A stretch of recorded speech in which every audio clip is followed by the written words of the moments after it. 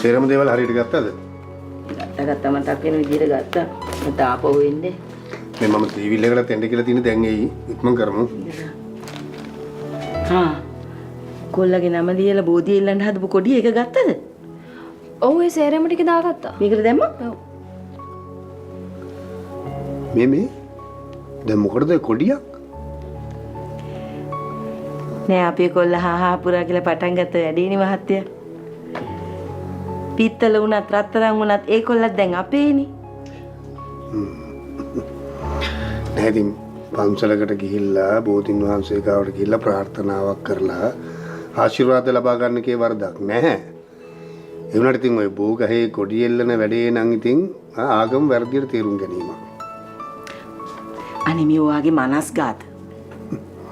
නෑ මනස්ගත නෙවෙයි. දැන් බෝධිය කියලා ගහක් නෑ. අන්න ඒක දන්නවද කියන්නේ කොකඩ මිස්සෙල්ලා? මොනවා කියනවද මන් දප්පා මේ මිනිස්සයා? මොකද බෝධිය කියලා ගහක් නැතුව හැම පන්සලකම තියෙන්නේ? බෝධිය කියන්නේ සංස්කෘත වචනකින් හැදිච්ච එකක්. සංස්කෘත වචනේ බෝධේති. ඒකේ තේරුම අවබෝධය, සාක්ෂාත් කර ගැනීම. නිර්වාණය කියන්නේ අන්න ඒකටම තමයි. දැන් අපේ බුදුහාමුදුරුවෝ ලෝභ, ද්වේෂ, මෝහ අයින් කරලා මේ ලෝකේ අනිත්‍යයි, දුක්ඛයි, අනාත්මයි කියන එක අවබෝධ කරගන්න වෙලාවේ පිට දුන්නු ගහට තමයි අපි ওই බෝධිය කියලා හඳුන්වන්නේ. ගෞතම බුදුහාමුදුරුවන්ට කලින් බුදු වුණු බුදුහාමුදුරුවෝ ඒ අවබෝධය ලබා ගන්න වෙලාවේ උන්වහන්සේ පිට දුන්නේ නාගසකට.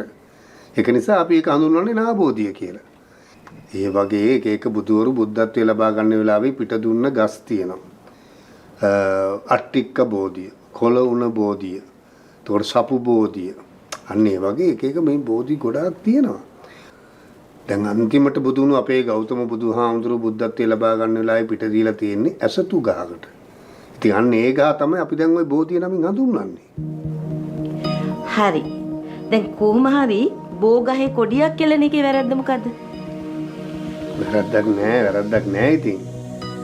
ඒ වුණාට දැන් බුදුහාමුදුරුවෝ සියලු දේ අනිත්‍යයි කියලා අවබෝධ කරගත්ත ගහේම ගිහිල්ලා අපි එක එක දේවල් ඉල්ලලා කොඩි කෙලන එකේ තේරුමක් නැහැ. නිකම් මේ හිතේ ශ්‍රද්ධාව විතරයි. හරි කමන්නේ ඉතින් ඔයගොල්ලන්ගේ හිත හරියට එනවනේ කියලා හිතාගෙන යන්න. හරි. ඕම කිව්වම හිත ඇදේ.